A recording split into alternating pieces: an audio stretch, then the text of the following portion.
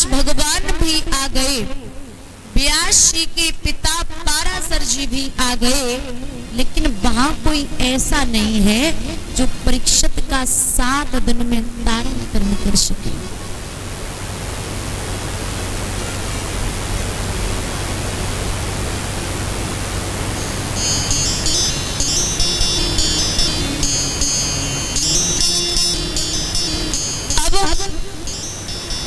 क्या देखा है इतने में सुखदेव जी छिटकाए थे केस, जा पहुंचे उस भूमि पर लिए दिगंबर भेष।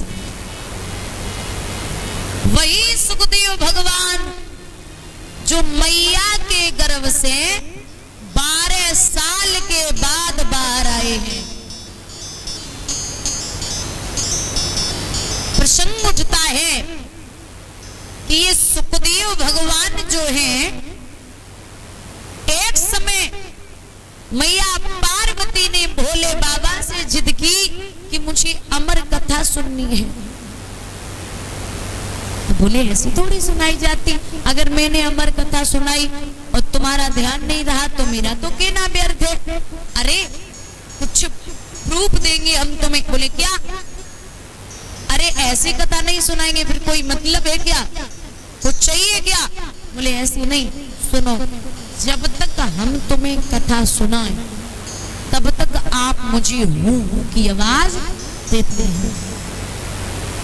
आज भी अगर बाबा नाती को कहानियां सुनाए ना तो कहेंगे देखो बेटा हूँ बोलते रहना ताकि हमें पता चले कि तुम जग रहे हो।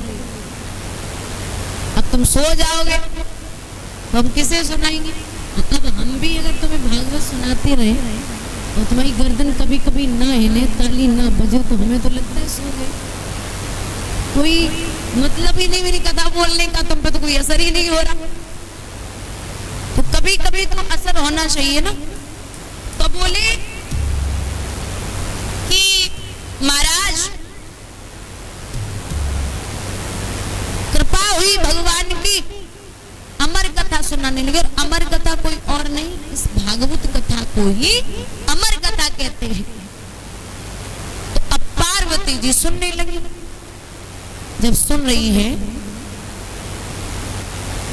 तो हाँ बाबा फिर क्या हुआ, फिर क्या हुआ, बोलती जा रही। अचानक मैया पार्वती को नींद आ गई।